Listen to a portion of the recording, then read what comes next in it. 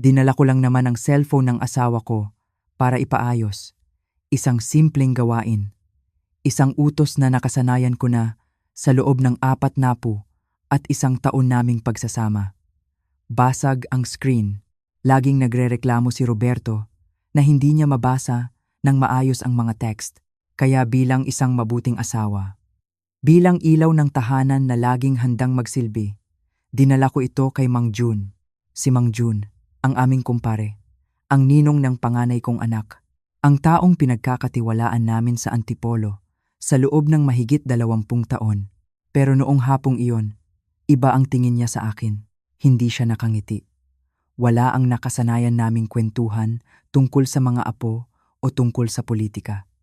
Hinila niya ako sa gilid ng kanyang maliit na pwesto, doon sa madilim na parte kung saan walang makakarinig. Nanginginig ang kanyang mga kamay habang iniabot sa akin ang cellphone at ang sinabi niya. Ang mga salitang lumabas sa bibig niya ay parang malamig na tubig na ibinuhos sa akin. Sinabi niya, "Mare, makinig kang mabuti. Kanselahin mo ang lahat ng credit cards niyo ngayon din. Palitan mo ang mga kandado ng bahay niyo. At huwag na huwag kang magtitiwala kay Roberto." Natigilan ako. "Ano ang sinasabi mo, pare?" Tanong ko. Asawa ko si Roberto. 4 na dekada kaming kasal, pero hindi sumagot si Mang Jun. Sa halip, binuksan niya ang cellphone. Ipinakita niya sa akin ang screen. At doon ko nakita ang katotohanan na dudurog sa puso ng sinumang babae. Nakita ko ang mga mensahe, hindi mga ordinaryong mensahe na natanggap na, kundi mga mensahe na nakaschedule pa lamang ipadala. Mga mensaheng nakatakdang ipadala sa hinaharap. Binasa ko ang isa. Nakaschedule ito sa Enero 12. 3 buwan mula ngayon. Ang sabi ng mensahe, "Tapos na ang lahat. Nilibing na siya kahapon. Magsisimula na ang bagong buhay natin." Nilibing na siya kahapon. Ako ang tinutukoy niya.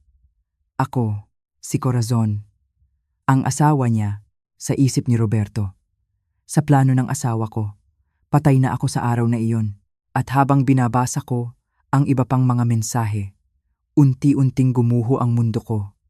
Ang pamilyang iningatan ko, ang dangal na inalagaan ko. Ang lahat ng ito ay kasinungalingan lang pala dahil ang kapalit ng buhay ko? Ang presyo ng ulo ko sa sarili kong asawa ay isang insurance policy na nagkakahalaga ng 40 milyong piso.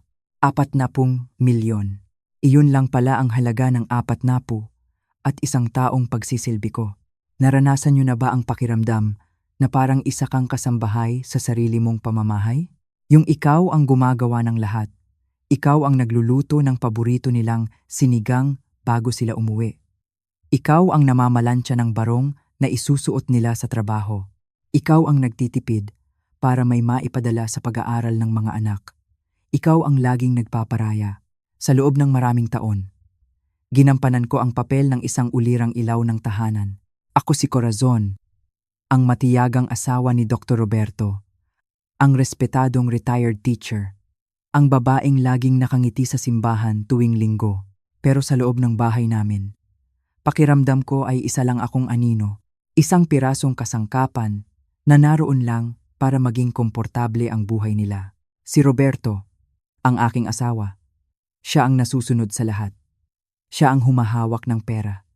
Siya ang nagdedesisyon kung saan kami magbabakasyon, kung anong sasakyan ang bibilhin, kung paano palalakihin ang mga bata. At ako ang taga-sunod, ang taga-oo.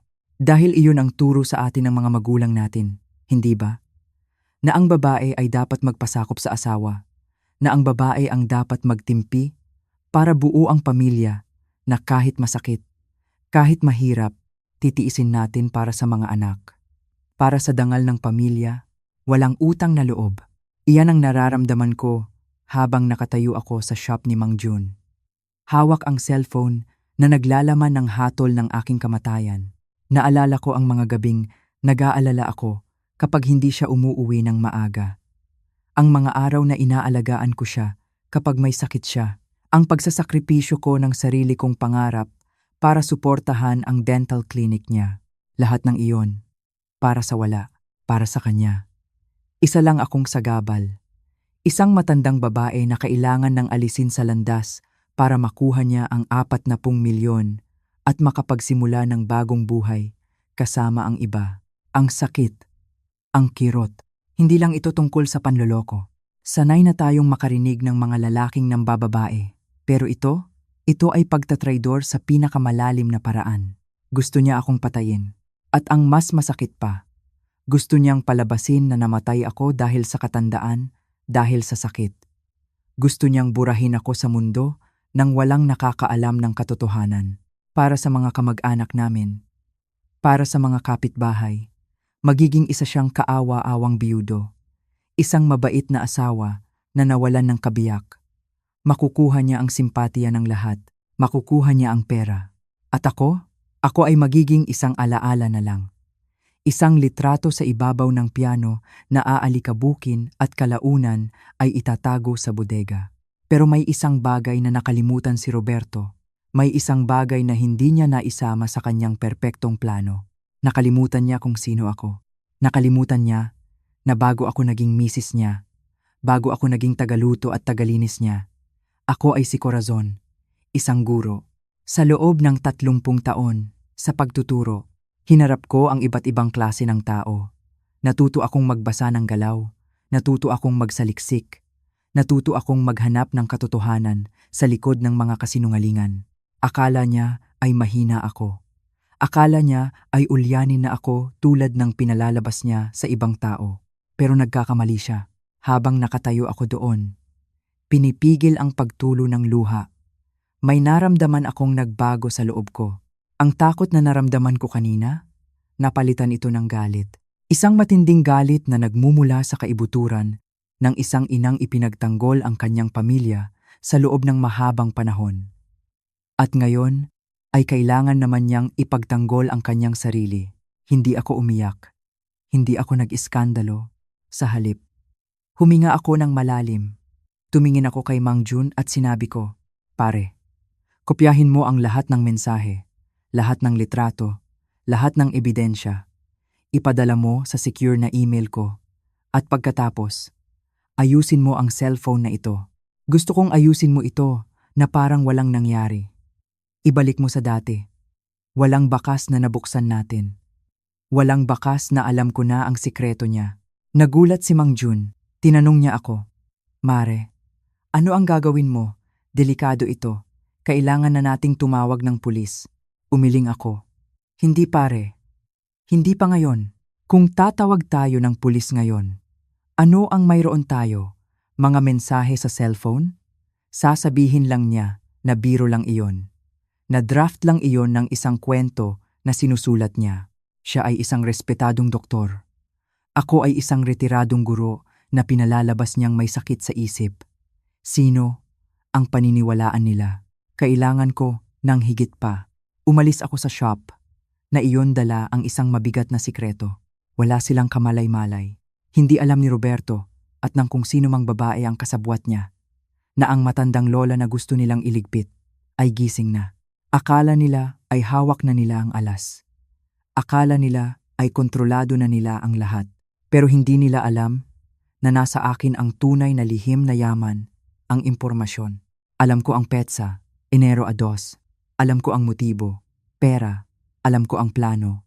At higit sa lahat, alam kong buhay pa ako. Umuwi ako sa bahay namin ng gabing iyon. Ang bahay na ipinundar ko rin gamit ang sweldo ko bilang guro. Ang bahay na gusto nilang agawin sa akin. Nakita ko si Roberto sa kusina. Umiinom ng beer. Nakangiti. Tinanong niya ako, "O mahal, kumusta ang pagpunta mo kay Mang Jun? Ayos na ba ang cellphone ko?" Tumingin ako sa mga mata niya. Ang mga mata ng lalaking minahal ko ng 41 taon. Ang mga mata ng lalaking nagpaplano ng kamatayan ko. Ngumiti ako. Yung ngiting natutunan ko sa loob ng maraming taon ng pagtitiis. Sabi ko, "Oo Roberto, ayos na. Walang problema. Makukuha mo na bukas." Hindi niya alam. Sa likod ng ngiti ko, sa likod ng maamo kong mukha, naghahanda na ako. Hindi nila makukuha ang dangal ko.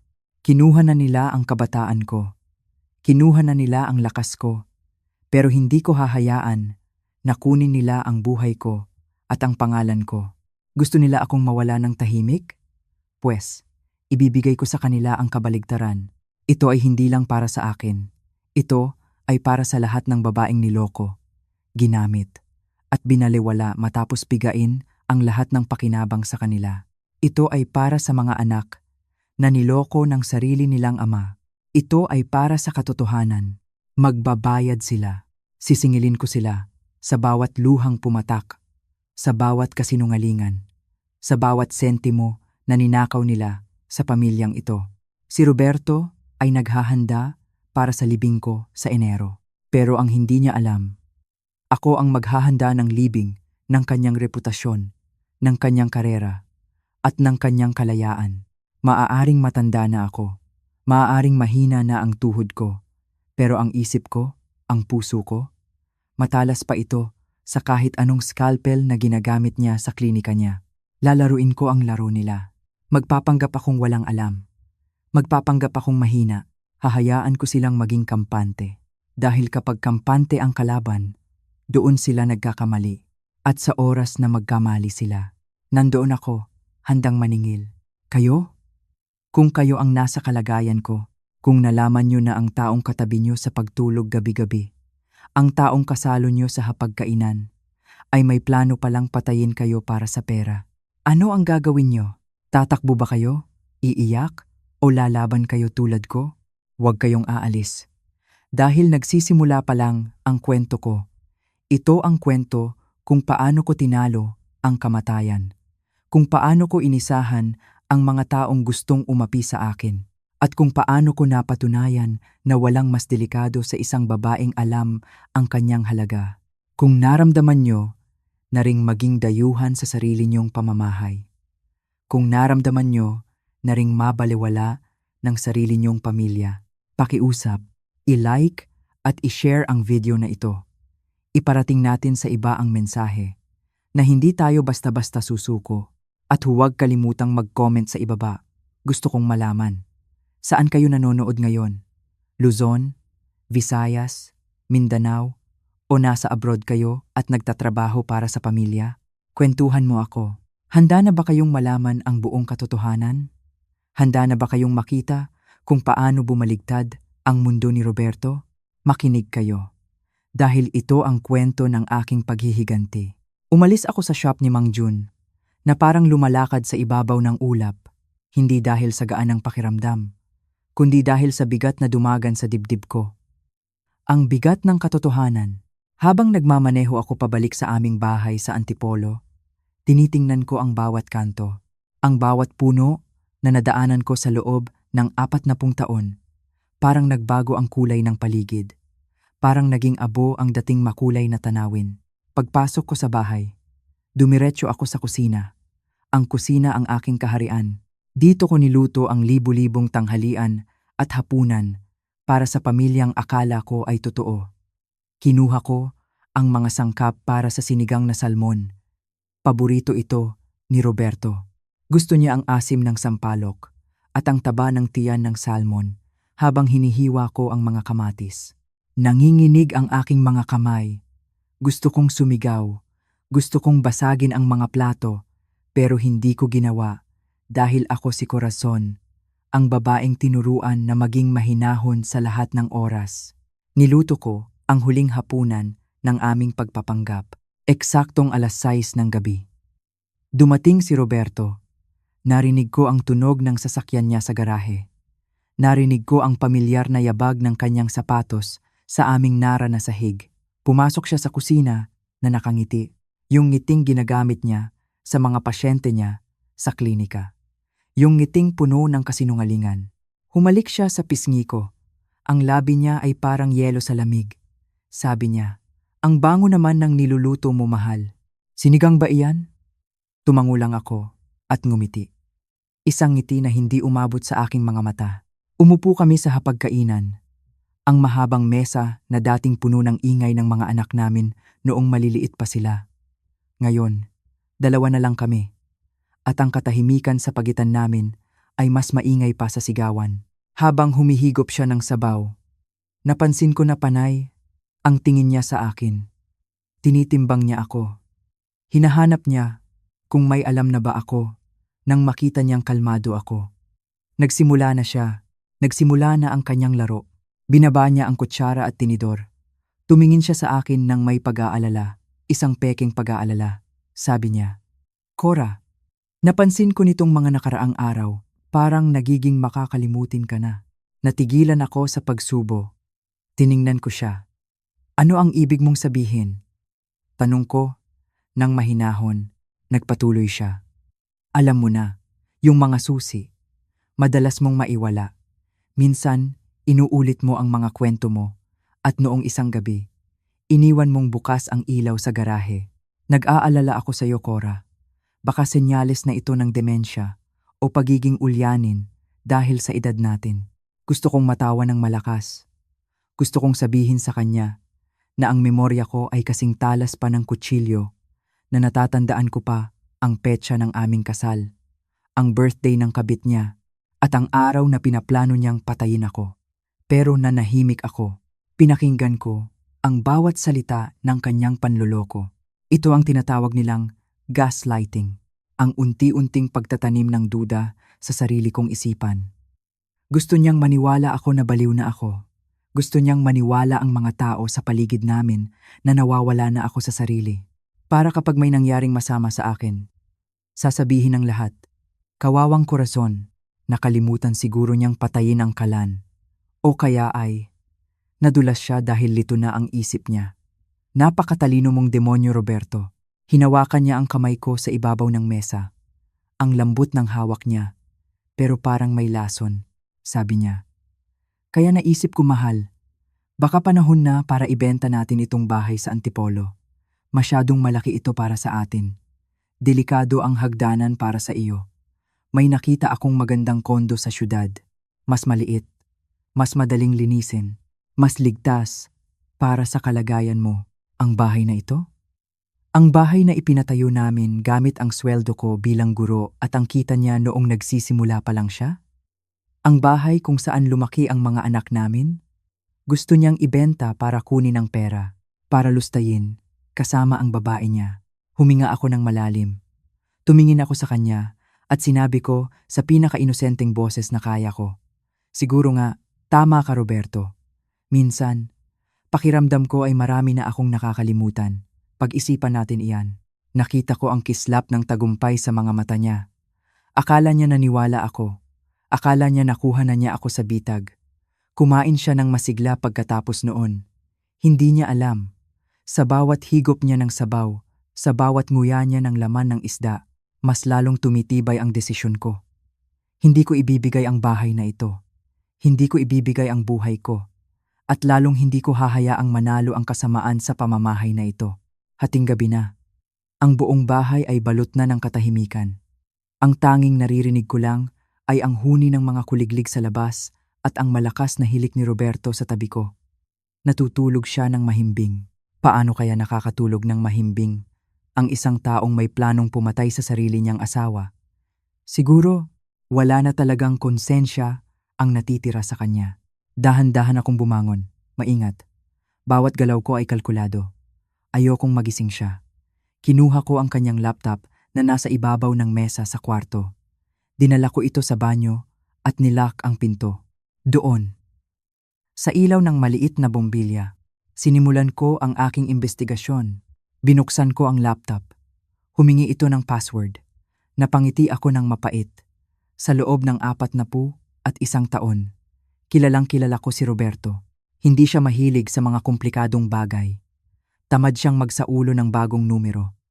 Sinubukan ko ang birthday ng namayapa niyang ina. Bumukas ang laptop. Tama ako.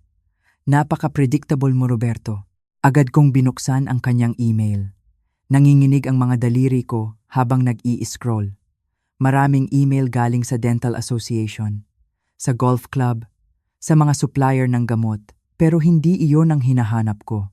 Hinahanap ko ang pangalan na nagsisimula sa letrang L, ang misteryosong L, na kausap niya sa mga scheduled messages. Wala akong nakita sa inbox, pero alam kong nagtatago ang demonyo sa mga detalye. Pinuntahan ko ang mga archive folders. Yung mga folder na akala niya hindi ko bubuksan. Doon, sa isang folder na may pangalang Practice Management o Pamamahala ng Klinika, nakita ko ang pangalan, Lorna. Lorna Panganiban. Binuksan ko ang unang email. Petsado ito 6 na buwan na ang nakakaraan. Formal ang simula.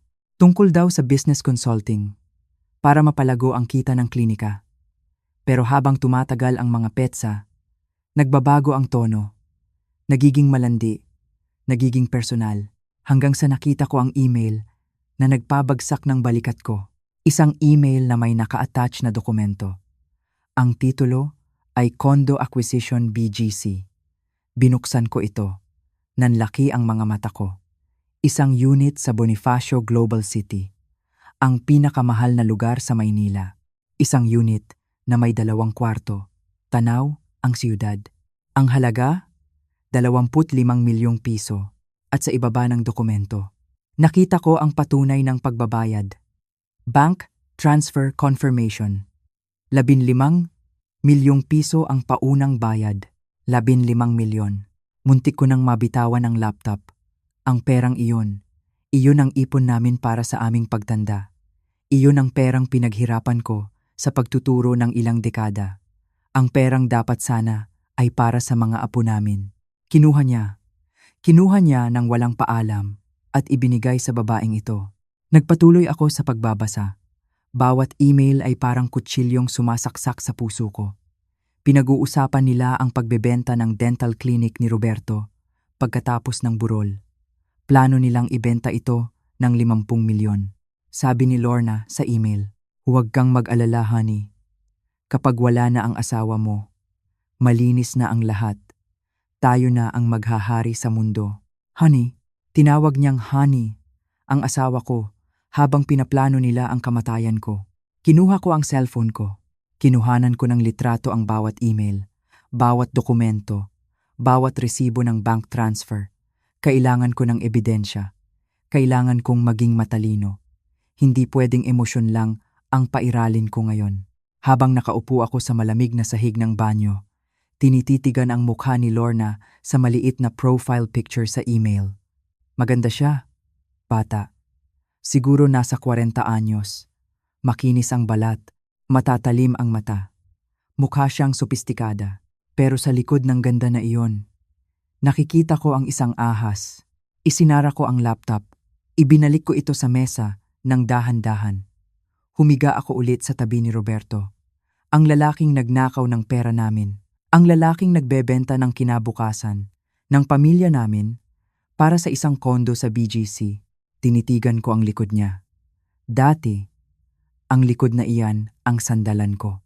Ngayon, iyan ang pader na naghihiwalay sa akin sa katotohanan. Matulog ka lang, Roberto. Sulitin mo ang himbing ng tulog mo. Dahil sa oras na matapos ako sa iyo, hindi ka na muling makakatulog ng mahimbing sa loob ng kulungan. Kinabukasan, umalis ako ng bahay ng maaga. Ang paalam ko kay Roberto ay pupunta lang ako sa palengke at dadaan sa simbahan. Pero ang totoo, didiretso ako sa lugar kung saan ako pinakamatalino. Sa dati kong pinagtatrabahuhan, ang City Library. Ang library ang naging tahanan ko ng mahigit 30 taon bago ako nagretiro. Alam ko ang bawat sulok nito. Alam ko kung paano maghanap ng impormasyon na akala ng iba ay nakalimutan na. Sinalubong ako ni Tessie. Ang dating assistant ko na ngayon ay head librarian na. "Tessie," sabi ko, "kailangan ko ng tulong mo. May kailangan akong imbestigahan. Pero atin-atin lang ito." Nakita ni Tessie ang lungkot at takot sa mga mata ko. Hindi siya nagtanong ng marami. Dinala niya ako sa opisina sa likod, sa harap ng computer. Ibinigay ko sa kanya ang pangalan. Lorna Panganiban, business consultant. Nagsimula kaming magsaliksik, hindi sa Google lang, kundi sa mga archives ng dyaryo, sa mga court records, sa mga lumang balita na hindi madaling makita sa internet. At ang nalaman namin ay nagpatayo ng balahibo sa buong katawan ko. Si Lorna Panganiban ay hindi isang ordinaryong kabit. Hindi siya isang simpleng gold digger na humahabol sa pera ng asawa ko. Siya ay isang halimaw. Nakita namin ang isang artikulo mula sa isang dyaryo sa Cebu. 5 taon na ang nakakaraan. Isang mayamang negosyante ang namatay sa heart attack 2 buwan matapos pakasalan ang isang babaeng nagngangalang Lorna, ang buong ari-arian. Napunta sa biyuda. Naghanap pa kami. 3 taon ang nakakaraan. Dito naman sa Batangas, isang retiradong engineer ang namatay sa aksidente sa sasakyan. Nahulog sa bangin sa Tagaytay. Ang kasama niya sa sasakyan, ang kanyang fiancé, na si Lorna. Nakaligtas si Lorna ng walang galos. Ang engineer, patay. Ang insurance money, nakuha ni Lorna. At meron pa, isang kaso sa Pampanga, isang matandang doktor din. Nagpakamatay daw dahil sa depresyon. Pero ang pamilya ay naghinala dahil nawawala ang malaking halaga ng pera sa bangko. Ang huling nakitang kasama ng doktor, si Lorna. 3 lalaki, 3 mayayaman at matatandang lalaki. Lahat patay, lahat ay nauugnay sa babaeng ito. Napahawak ako sa bibig ko. Diyos ko, si Roberto. Si Roberto ang pang-4. Hindi lang niloloko ni Lorna si Roberto. Binibilog niya ito. Ginagamit niya ang asawa ko para patayin ako, para makuha ang pera namin. At kapag nakuha na ni Lorna ang gusto niya, kapag patay na ako at hawak na ni Roberto ang pera, sigurado ako, si Roberto naman ang isusunod niya. Gagawin niyang suicide ang pagkamatay ni Roberto. Palalabasin niyang hindi kinaya ni Roberto ang konsensya sa pagpatay sa akin kaya siya nagpakamatay. Napakalinis, napakatalino. Si Lorna ay isang black widow. Ang gagambang kumakain sa asawa nito pagkatapos makuha ang gusto. Tumingin sa akin si Tessie. Namumutla siya. Ma'am Cora, delikado ang babaeng ito. Serial killer siya. Kailangan na nating pumunta sa pulis. Umiling ako. Wala tayong sapat na ebidensya, Tessie. Puro circumstantial lang ito. Wala tayong patunay na siya ang pumatay sa mga lalaking iyon dahil na-rule out na accident at suicide ang mga kaso. Kung pupunta tayo sa pulis ngayon, pagtatawanan lang tayo. Sasabihin nilang nag-iimbento lang ang isang nagsiselos na asawa. Kailangan ko siyang hulihin sa akto. Kailangan ko siyang paaminin. Pero sa pagkakataong ito, hindi na lang galit ang nararamdaman ko kay Roberto. Nakaramdam din ako ng awa. Isang katiting na awa. Dahil akala niya ay siya ang hari sa kwentong ito. Akala niya ay siya ang player. Hindi niya alam. Isa lang siyang piyesa sa laro ng isang mas demonyong nilalang. Umuwi ako galing sa library na may bitbit na folder ng mga impormasyon, ang bigat ng hakbang ko. Pero mas malinaw na ang isip ko. Alam ko na kung sino ang tunay na kalaban. Hindi lang ito tungkol sa hiwalayan. Hindi lang ito tungkol sa pera. Ito ay laban para sa buhay ko. At sa nakakatawang pagkakataon, laban din ito para sa buhay ng tanga kong asawa. Pagka-uwi ko ng bahay, naramdaman ko agad na may mali. May ibang sasakyan sa garahe, isang itim na SUV na kilalang kilala ko. Sasakyan ito ni Dr. Reyes, ang kaibigang doktor ni Roberto. Simula pa noong college sila. Ninong din siya ng isa sa mga anak namin. Bumilis ang tibok ng puso ko. Alam ko na kung ano ang mangyayari. Ito na ang simula ng patibong. Pumasok ako sa sala. Nakaupo silang dalawa, si Roberto at si Dr. Reyes. May nakalatag na mga folder sa center table. Nang makita nila ako, agad silang tumayo. Masyadong formal, masyadong seryoso. O Cora, nandyan ka na pala. Sabi ni Roberto, medyo mabilis ang pagsasalita niya. Halatang ninenerbiyos. Tamang-tama. Nandito si Pareng Reyes. May gusto sana kaming pag-usapan tungkol sa kalusugan mo. Umupo ako sa tapat nila. Ipinatong ko ang bag ko sa tabi ko. Tiningnan ko si Dr. Reyes. Ang taong pinakain ko sa bahay na ito ng ilang beses tuwing Pasko. Ang taong tinuring naming kapamilya. Ngayon, hindi siya makatingin ng diretso sa mata ko. Panay ang punas niya ng pawis sa noo. Kahit na naka-aircon naman ang bahay. Cora, panimula ni Dr. Reyes. Alam mo naman na nag-aalala kami sa iyo. Base sa mga obserbasyon ni Roberto at sa nakaraang check-up natin. Lumalabas na may early signs ka ng demensya. Check-up? Anong check-up? Wala akong naaalalang pumunta ako sa klinika niya para sa ganitong test. Binuksan niya ang folder. Inilabas ang isang dokumento na puno ng mga medical terms. May mga graph, may mga numero, at sa dulo, may diagnosis, severe cognitive decline o malalang paghina ng isip.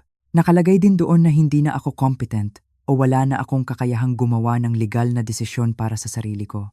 Ito ang resulta ng test mo noong Setyembre 15, Cora, sabi ni Roberto. Naaalala mo ba?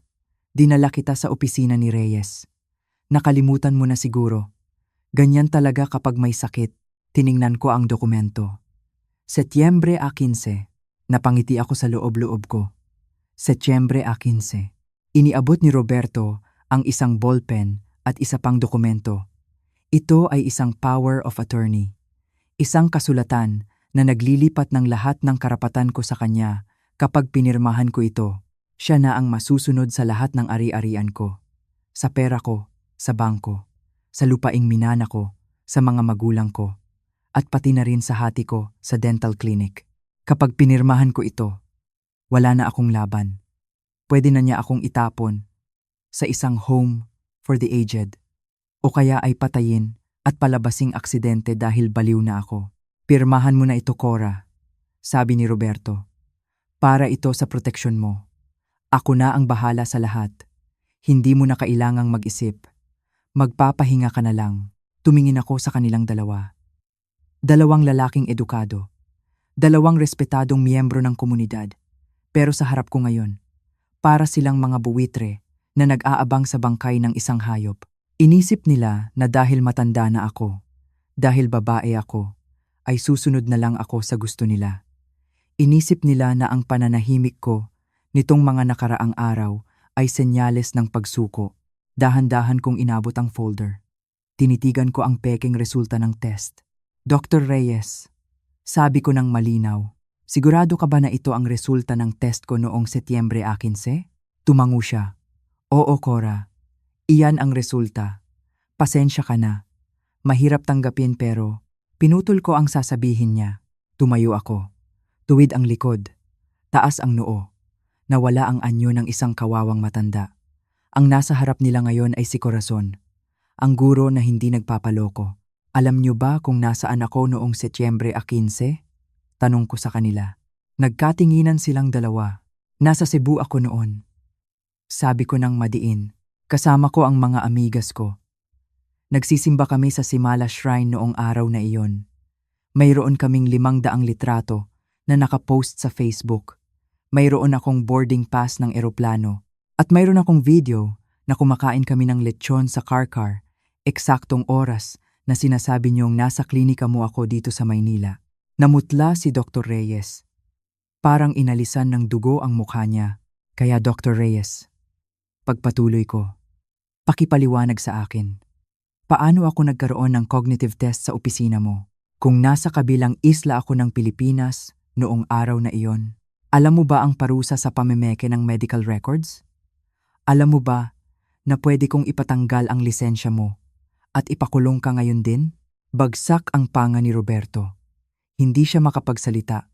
Ang ulyanin na asawa niya, ang asawang akala niya ay nasa bulsa na niya, ay biglang naging isang higante sa paningin nila. Ito ang patibong. At sila ang nahulog. Hindi ako. Kinuha ko ang folder ng pekeng test. Hahawakan ko ito bilang ebidensya, sabi ko. At ikaw, Roberto, mayroon tayong dapat pag-usapan. At hindi ito tungkol sa demensya ko. Tungkol ito sa kondo, sa BGC, at sa babaeng nagngangalang Lorna. Ang katahimikan sa kwartong iyon ay nabasag. Hindi ng ingay, kundi ng tunog ng kanilang takot. Ang katahimikan sa loob ng aming sala ay mas mabigat pa sa langit na nagbabadya ng bagyo. Nakatayo ako sa harap ng dalawang lalaking minsang naging haligi ng aking buhay. Si Roberto, ang asawa ko, at si Dr. Reyes, ang aming kumpare. Pareho silang nakanganga. Pareho silang hindi makapaniwala sa narinig nila. Inulit ko ang sinabi ko para tumatak sa kanilang utak. Dr. Reyes, sabi ko ng marahan pero madiin. Ang sabi sa report mo, Nasa klinika mo ako noong Setyembre 15. Pero ang totoo, nasa Cebu ako noon. Kasama ko ang mga amigas ko. Nagsisimba kami sa Simala Shrine.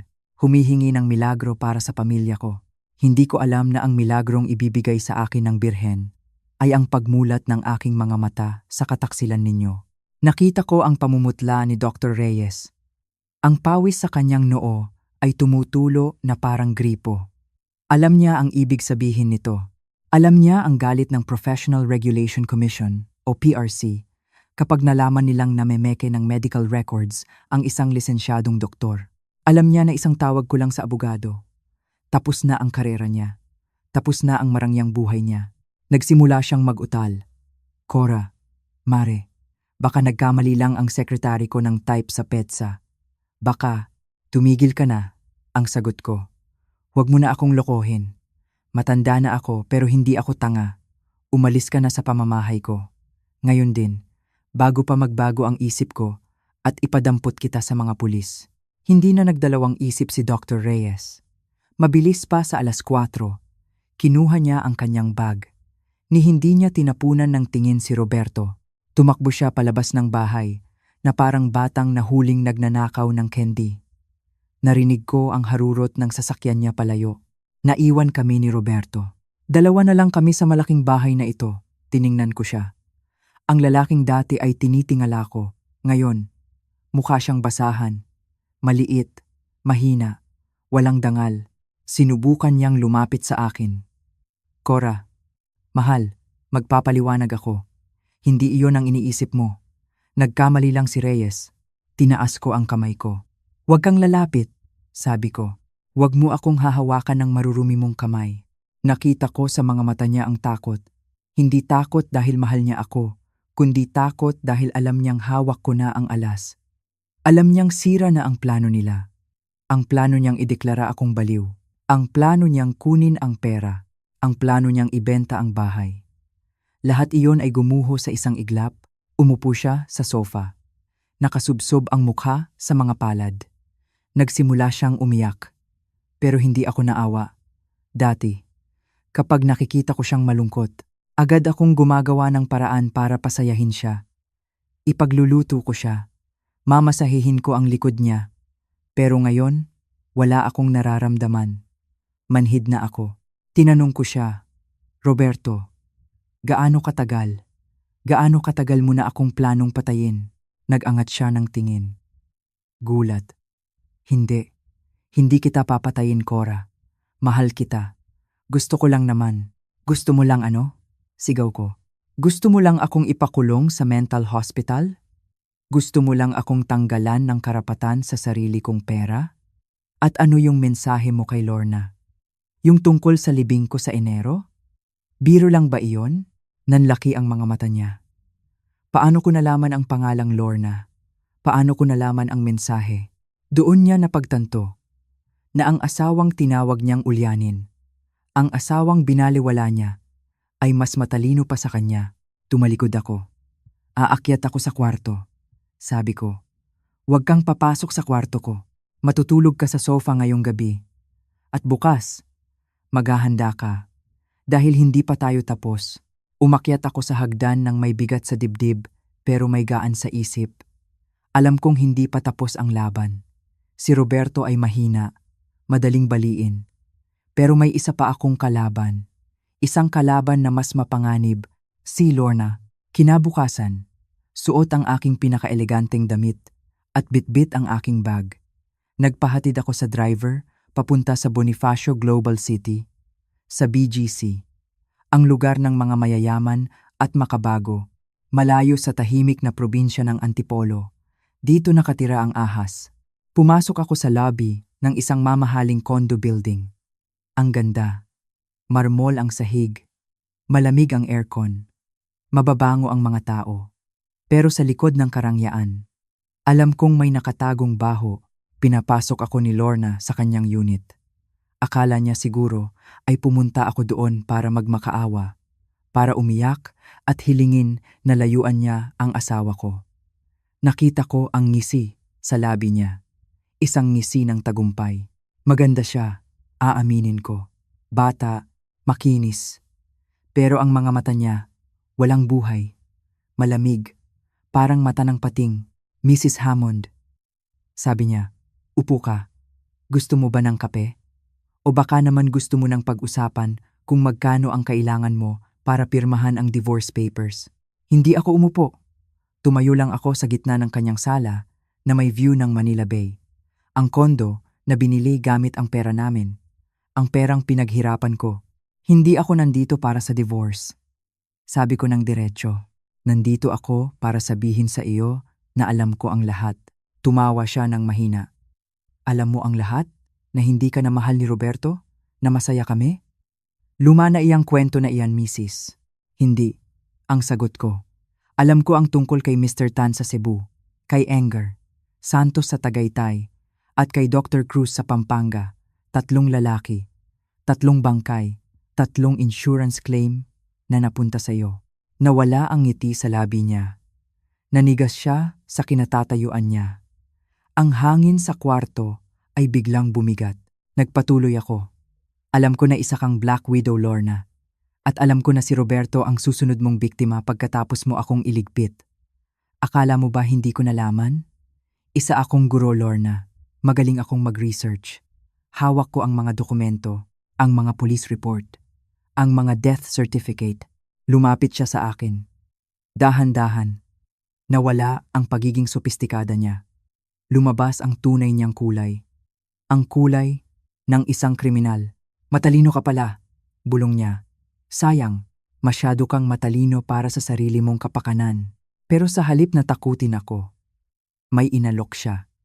Isang alok ng demonyo. Makinig ka, Cora, sabi niya. Tutal, alam mo na rin lang. Bakit hindi tayo magtulungan? Alam nating dalawa na mahina si Roberto. Tanga siya, madaling utuin. Bakit hindi natin siya ipakulong? Ako na ang bahala sa ebidensya. Sasabihin ko sa pulis na pinilit niya ako. Na tinakot niya ako. Ikaw ang magiging kawawang asawa. Ako ang biktima ng manipulasyon. At ang pera? Tanong ko. Hati tayo, sagot niya. Ibenta natin ang klinika. Ibigay mo sa akin ang kalahati. Sa iyo ang kalahati. Buhay ka.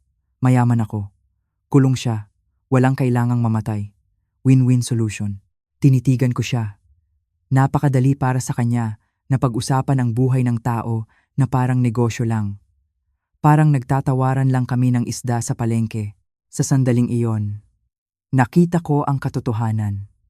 Nagsisinungaling siya. Kahit na pumayag ako sa gusto niya, papatayin niya pa rin ako. Dahil ako ang saksi. Ako ang nakakaalam ng sikreto niya. Hindi siya mag-iiwan ng buhay na saksi. Ngumiti ako. Isang ngiti na puno ng panghahamak. Alam mo, Lorna, sabi ko, ang pera ay kikitain. Ang asawa ay napapalitan. Pero ang dangal at ang kaluluwa, hindi nabibili iyan. Hindi ako katulad mo. Hindi ako mamamatay tao. At lalong hindi ako makikipagsabuatan sa demonyo. Tinalikuran ko siya. Rinig ko ang paghinga niya ng malalim sa likod ko. Alam ko na sa sandaling iyon, napagdesisyonan na niya. Kailangan na niyang madaliin ang plano. Kailangan na niyang kumilos ngayong gabi. Dahil delikado na ako. Paglabas ko ng kondo ni Lorna, pakiramdam ko ay hinahabol ako ng sarili kong anino. Pumasok ako sa kotse at sinabi sa driver na dalhin ako sa pinakamalapit na simbahan. Kailangan ko ng lakas. Kailangan ko ng gabay. Pero bago iyon, kailangan ko munang gawin ang pinakamahirap na bagay sa lahat. Ang sabihin sa mga anak ko na ang tatay nila ay isang kriminal. Kinuha ko ang cellphone ko. Nanginginig ang kamay ko habang idinadayal ang numero ni Miguel, ang panganay ko. Si Miguel ay isang architect. Matalino, mabait. Mahal na mahal niya ang tatay niya. Ma? Sagot niya. Napatawag ka? May problema ba?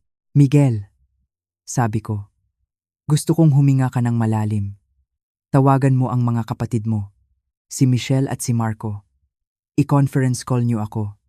May sasabihin ako na magbabago ng buhay nating lahat. Nang makumpleto sila sa linya, sinabi ko ang lahat. Hindi ako nagpaligoy-ligoy. Sinabi ko ang tungkol sa mga mensahe. Ang planong pagpatay sa Enero. ang peking medical records, ang pera na ibinigay kay Lorna, ang nakaraan ni Lorna bilang Black Widow. Noong una, tahimik lang sila. Hindi sila makapaniwala. Ma, baka naman nagkakamali ka lang, sabi ni Michelle habang umiiyak. Si tatay iyon. Hindi niya magagawa iyon. Ipinadala ko sa group chat namin ang mga litrato, ang screenshot ng mga mensahe, ang kopya ng bank transfer, ang picture ng peking medical report. Isa-isa nilang tiningnan. At isa-isa ko ring narinig ang pagkabasag ng kanilang mga puso. Ang tatay na nagturo sa kanila magbisikleta, ang tatay na naghatid sa kanila sa altar, ang tatay na tinitingala nila ay totoo palang halimaw. Narinig ko ang galit sa boses ni Miguel. Pupuntahan ko siya. Pupuntahan ko siya sa bahay ngayon din. Dudurugin ko siya. Huwag, sigaw ko. Miguel, makinig ka sa akin. Huwag kayong uuwi sa bahay. Delikado. Bakit ma? Tanong ni Marco. Hindi ka namin pwedeng iwanan doon kasama siya. Ligtas ako. Sabi ko. Kahit na sa loob-loob ko ay takot na takot ako. May plano ako. Kung pupunta kayo doon, baka kayo pa ang mapahamak. Si Lorna ay desperada na. May baril siya o patalim. Hindi ko kakayanin kung pati kayo ay madamay. Anong gagawin namin, ma? Tanong ni Michelle. Pumunta kayo sa presinto ng pulis sa Antipolo. Hanapin niyo si Chief Mendoza. Kaibigan natin siya. Ipakita niyo ang lahat ng ebidensya. Sabihin niyo na papunta na ako doon. Hintayin niyo ako doon. Pero ma, parang awa niyo ng mga anak. Pakiusap ko. Gawin niyo ito para sa akin. Kailangan kong tapusin ito ng ako lang. Kailangan kong harapin ang tatay niyo sa huling pagkakataon. Pumayag sila. Kahit labag sa loob nila. Binaba ko ang telepono. Umiyak ako. Hindi para sa sarili ko, kundi para sa kanila. Nawalan sila ng ama ngayong araw. Ang sakit na iyon ay dadalhin nila habang buhay. At iyon ang kasalanang hinding-hindi ko mapapatawad kay Roberto. Pinunasan ko ang luha ko. Nagdasal ako ng isang ama namin. Panginoon, kayo na po ang bahala sa akin. Bigyan niyo po ako ng lakas. Umuwi ako sa bahay. Handa na ako sa huling pagtutuos. Madilim na nang makarating ako sa Antipolo. Ang hamog ay bumababa na mula sa bundok. Ang hangin ay malamig.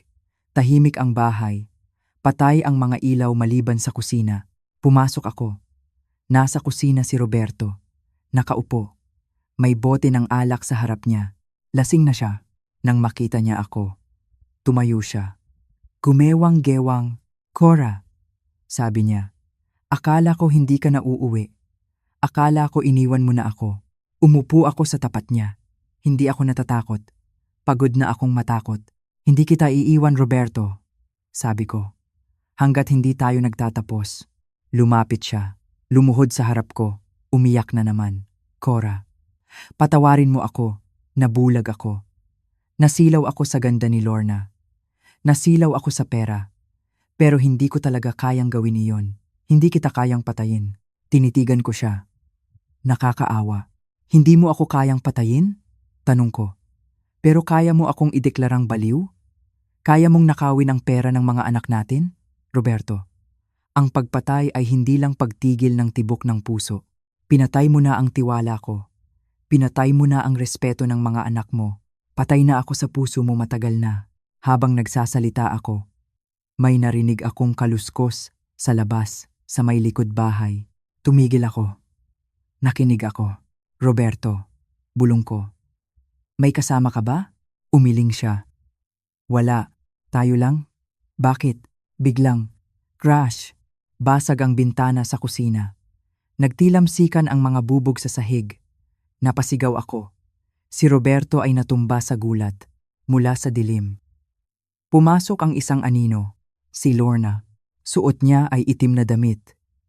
May suot siyang gloves at sa kamay niya, may hawak siyang mahabang kutsilyo. Ang mga mata niya ay nanlilisik. Wala nang maskara ng pagiging sopistikada. Ito na ang tunay na mukha ng kamatayan. Lorna? Sabi ni Roberto. Anong ginagawa mo dito? Ang tanga mo talaga, Roberto. Sabi ni Lorna. Masyado kang mabagal. Kung hindi mo kayang gawin, Ako ang gagawa. Lorna, huwag, sabi ni Roberto. Tumayo siya para pigilan si Lorna, pero tinulak lang siya nito. Bumagsak si Roberto sa sahig. Tumama ang ulo sa kanto ng mesa. Nawalan siya ng malay. Humarap si Lorna sa akin. Ngumiti siya. Ngayon, Cora, sabi niya. Maganda ito. Mukhang nag-away kayong mag-asawa. Nagpatayan kayo. Murder-suicide. Napaka-klasikong kwento. Lumapit siya sa akin. Dahan-dahan. Tinaas niya ang kutsilyo. Napaatras ako hanggang sa sumandal ako sa counter ng kusina. Sa likod ko, naroon ang pot ng kape. Ang bagong kulong kape na tinimpla ni Roberto kanina. Mainit pa. Umuusok pa. Hinawakan ko ang rosaryo sa bulsa ko.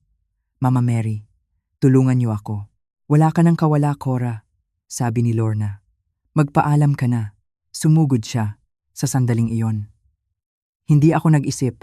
Gumalaw ang katawan ko ayon sa instinct ng isang inang gustong mabuhay para sa kanyang mga anak. Kinuha ko ang pot ng kape at buong lakas kong inihagis ang laman nito sa mukha niya. Sumigaw si Lorna. Binitawan niya ang kutsilyo. Napahawak siya sa mukha niya. Ang mainit na kape ay bumuhos sa mata at balat niya. Nagpag-ulong-gulong siya sa sahig sa sakit. Hinihingal ako. Kinuha ko ang kutsilyo at inihagis sa malayo, sa labas. Narinig ko ang tunog na pinakahihintay ko. Wang wang wang, ang sirena ng mga pulis. Tinawagan ko na sila bago pa ako pumasok ng bahay. Naka-open line ang telepono ko sa bulsa. Rinig ng Chief of Police ang lahat. Bumukas ang pinto. Pumasok ang mga pulis na may nakabunot na baril. Dumapa kayo. Nakita nila si Lorna na namimilipit sa sahig. Nakita nila si Roberto na walang malay. At nakita nila ako, si Corazon, nakatayo, nanginginig, pero buhay. Lumapit sa akin ang isang pulis. Mrs., ayos lang po ba kayo? Tumango ako, habang tumutulo ang luha ko. Ayos lang ako, sabi ko. Tapos na ang bangungot. Tiningnan ko si Roberto na ginigising ng pulis at pinoposasan.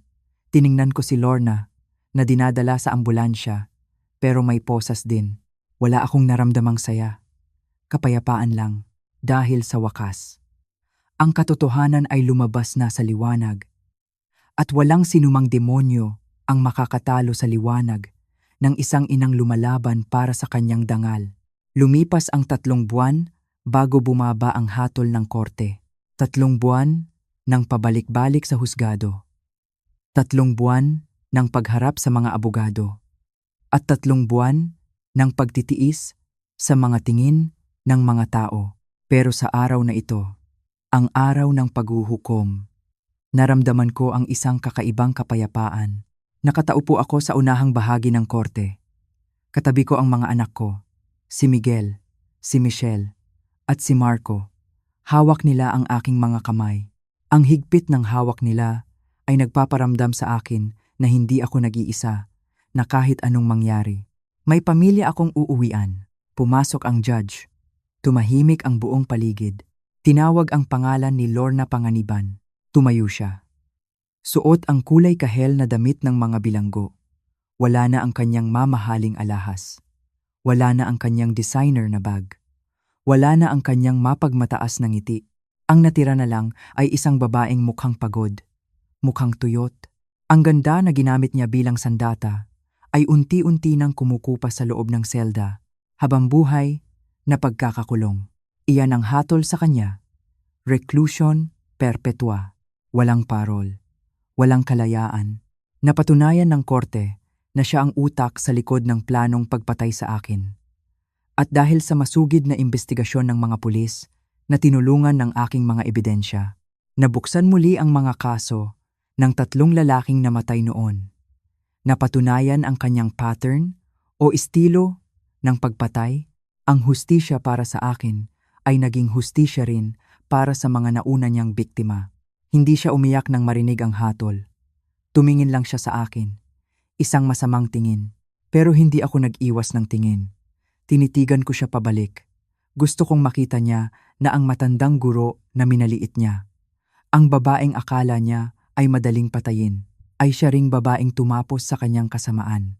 Pagkatapos, tinawag naman si Roberto, ang aking asawa, o dapat ko bang sabihin, ang aking dating asawa, iba ang itsura niya kumpara kay Lorna. Si Roberto ay nakayuko. Ang kanyang buhok ay pumuti ng husto sa loob lang ng ilang buwan. Ang kanyang balikat ay bagsak na bagsak. Mukha siyang matanda. Mukha siyang talunan. Dahil umamin siya sa krimen. At dahil nakipagtulungan siya sa mga pulis para idiin si Lorna, naging mas mababa ang kanyang sentensya. 15 taon. 15 taon sa loob ng bilibid. Sa edad niyang 68. Alam naming lahat ang ibig sabihin nito. Maaaring hindi na siya makalabas ng buhay. Maaaring doon na siya bawian ng buhay. Mag-isa. Malayo sa pamilya. Malayo sa marangyang buhay na nakasanayan niya. Bago siya ilabas ng mga gwardya. Lumingon siya sa amin. Tumingin siya sa mga anak niya. Pero ni isa sa kanila ay hindi tumingin pabalik. Ang sakit ng pagtatraidor niya ay masyado pang sariwa. Pagkatapos, tumingin siya sa akin. Nakita ko ang pagbuka ng kanyang bibig. Patawad. Iyon ang binasa ko sa labi niya. Patawad. Tumango lang ako ng marahan. Pinatawad ko na siya. Hindi para sa kanya, kundi para sa sarili ko. Ayokong dalahin ang bigat ng galit sa natitirang mga taon ng buhay ko. Pinatawad ko siya bilang isang Kristiyano, pero bilang isang asawa, tapos na kami. Ang tiwala ay parang salamin. Kapag nabasag, pwede mong pulutin ang mga piraso, pwede mong ayusin, pero makikita at makikita mo pa rin ang mga lamat. At hindi ko kayang mabuhay kasama ang mga lamat na iyon. Nang makalabas kami ng korte, huminga ako ng malalim. Ang hangin ay amoy usok ng Maynila. Pero para sa akin, ito ang pinakamabangong hangin na nalanghap ko, amoy kalayaan. Ang sumunod na hakbang ay ang pinakamahirap para sa puso ko, ang pag-uwi sa Antipolo. Hindi para tumira, kundi para magpaalam. Nagdesisyon akong ibenta ang bahay. Ang bahay na iyon ay saksi sa 40 taon ng aking buhay. Doon lumaki ang mga bata. Doon kami nagdiwang ng mga Pasko. Doon kami nag-away at nagbati. Pero doon din nabuo ang plano ng aking kamatayan. Masyadong malaki ang bahay para sa akin. Masyadong maraming multo ng nakaraan. Bawat sulok ay may alaala ni Roberto. Ang kanyang paboritong upuan sa sala. Ang kanyang mga libro sa estante. Ang hardin na inalagaan niya. Hindi ako makakausad kung mananatili ako doon. Isang linggo kaming nag-impake ng mga gamit. Tinulungan ako ng mga anak ko at ng mga apo ko. Nakakatuwang tingnan ang mga apo ko na tumatakbo sa bakuran. Wala silang alam sa dilim na bumalot sa pamilyang ito. Ang alam lang nila, lilipat na si Lola sa bagong bahay at masaya sila para sa akin. Maraming gamit ang ipinamigay ko. Mga damit ni Roberto. Mga lumang kasangkapan. Ibinigay ko sa charity. Gusto kong magsimula ng magaan. Gusto kong bitbitin lang ang mga bagay na nagpapasaya sa akin. Ang mga album ng litrato ng mga bata. Ang aking koleksyon ng mga nobela. Ang aking makinang panahi. At ang aking mga imahe ng santo. Nabenta ang bahay sa isang batang mag-asawa. Nakita ko ang saya sa mga mata nila nang ibigay ko ang susi.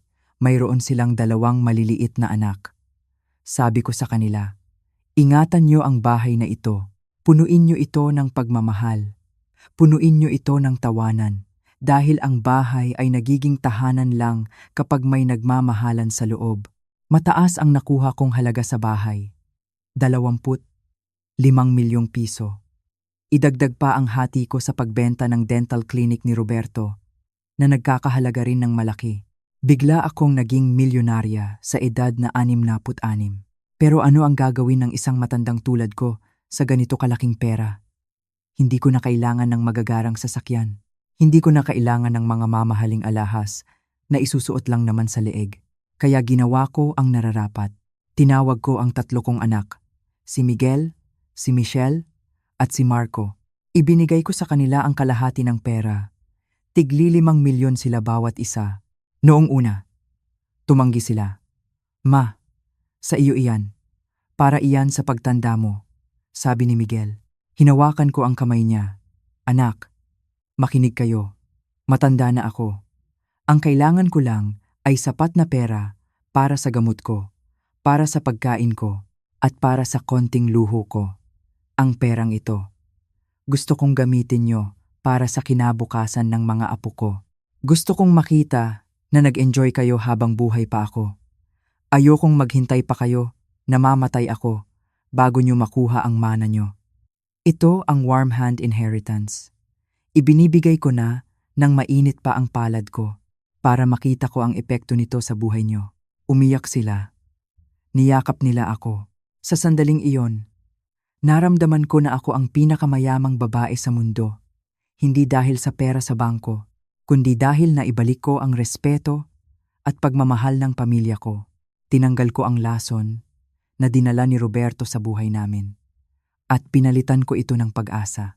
At ngayon, narito na ako sa bago kong tahanan. Bumili ako ng isang 2-bedroom unit sa isang kondo malapit sa Manila Bay. Maliit lang ito kumpara sa bahay sa Antipolo. Walang hardin, walang garahe, pero mayroon itong isang bagay na wala ang dati kong bahay. Kapayapaan. Mula sa balcony ko, kitang-kita ko ang sikat na Manila Bay sunset. Ang paglubog ng araw. Kulay kahel, kulay lila, kulay ginto. Napakaganda. Dati, akala ko ang paglubog ng araw ay simbolo ng katapusan, simbolo ng pagtanda, simbolo ng kamatayan. Pero mali pala ako. Habang humihigop ako ng mainit na tsaa tuwing hapon, pinapanood ang araw na dahan-dahang nawawala sa dagat. Narealize ko ang isang bagay. Ang paglubog ng araw ay pangako na may bukas pa. Na pagkatapos ng dilim, muling sisikat ang liwanag. Ganito ang buhay ko ngayon. Gigising ako ng maaga, magdadasal, mag-aalmusal ng pandesal at kape. Pagkatapos, pupunta ako sa lobby para makipagkwentuhan sa ibang mga senior citizen na nakatira din dito. May grupo kami. Tinatawag namin ang sarili namin na The Golden Girls. Nagzuzumba kami tuwing Martes at Huwebes. Mabagal lang, tamang galaw lang para hindi sumakit ang balakang, pero puno ng tawanan, puno ng kwentuhan. Natuto akong mag-isa, at natutunan kong maging masaya ng mag-isa. Dati, takot na takot akong mawalan ng asawa. Takot akong tumandang mag-isa. Inisip ko na ang halaga ko bilang babae ay nakadikit sa apelyido ng asawa ko, Mrs. Roberto Hammond. Iyon ang pagkakakilala sa akin. Pero ngayon, ako na lang si Corazon, si Cora, at sapat na iyon. Higit pa, sa sapat, malaya akong gawin ang gusto ko. Kung gusto kong kumain ng pritong isda sa agahan, gagawin ko. Kung gusto kong manood ng teleserye hanggang hating gabi, gagawin ko. Walang magbabawal, walang magkokomento, walang magsasabi na ulyanin ako. Minsan, pumupunta dito ang mga apo ko. Natutulog sila dito sa guest room. Pinagluluto ko sila, kinukwentuhan, at kapag umalis na sila, babalik ako sa tahimik at payapa kong mundo. Hindi ko sinasabing hindi ako nalulungkot. May mga gabi pa rin na naaalala ko ang nakaraan. 41 taon ay mahabang panahon. Hindi mo basta-basta mabubura ang alaala. Naaalala ko si Roberto. Hindi ang halimaw na nagtangka sa buhay ko, kundi ang Roberto na minahal ko noong bata pa kami. Ipinagdadasal ko siya. Ipinagdadasal ko na sana sa loob ng kulungan. Mahanap niya ang kapayapaan na hindi niya nahanap sa labas. Ipinagdadasal ko na sana pagsisihan niya ng totoo ang ginawa niya. Pero hanggang doon na lang iyon. Isang dasal, isang alaala. Hindi na siya parte ng kasalukuyan ko sa inyong mga nakikinig sa akin ngayon. Lalo na sa mga kaedad ko. Gusto kong sabihin sa inyo ang natutunan ko sa karanasang ito. Huwag niyong iisipin na dahil matanda na tayo, ay wala na tayong silbi. Huwag niyong iisipin na dahil mahina na ang katawan natin, ay mahina na rin ang isip at puso natin. Ang katandaan ay hindi kahinaan. Ito ay karunungan. Ito ay kalakasan na nakuha natin sa ilang dekada ng pagharap sa mga bagyo ng buhay. Akala ni Roberto at ni Lorna ay isa akong basahan na pwede nilang tapakan. Akala nila ay uubra ang plano nila dahil matanda na ako.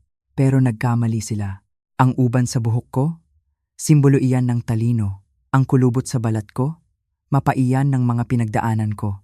Ako si Corazon, 66 na taong gulang, isang ina, isang lola, isang guro, at higit sa lahat, isang survivor. Hindi nila nakuha ang pera ko, hindi nila nakuha ang dangal ko, at lalong hindi nila nakuha ang buhay ko. Kaya, kung mayroon man sa inyo dyan na nakakaramdam na parang minamaliit kayo, na parang binabaliwala kayo ng sarili niyong pamilya o ng mundo, tandaan niyo ang kwento ko. Tandaan niyo na hanggat humihinga tayo, may laban tayo. Hanggat may boses tayo, may karapatan tayong magsalita. Huwag kayong papayag na maging biktima. Maging bida kayo sa sarili niyong kwento. Tingnan niyo ako ngayon. Nakaupo sa balcony. Hinihintay ang paglubog ng araw. May ngiti sa labi. May kapayapaan sa puso. Ito ang aking tagumpay. Ito ang aking hustisya. Ang mabuhay ng masaya, ng payapa, at ng malaya. Ito ang pinakamatamis na paghihiganti. Maraming salamat sa pakikinig sa aking kwento. Sana ay may napulot kayong aral. Sana ay naging inspirasyon ako sa inyo. Kayo? Ano ang kwento ng inyong pagbangon? I-comment nyo sa ibaba. Gusto kong basahin. Gusto kong malaman na hindi ako nag-iisa. Mag-ingat kayong lahat. At huwag kalimutang mahalin ang sarili. Dahil sa huli, tayo lang ang magsasagip sa ating sarili. Hanggang sa muli, ito si Corazon, nagpapaalam, at bumabati sa inyo ng isang mapayapa at malayang buhay. Mabuhay po kayong lahat.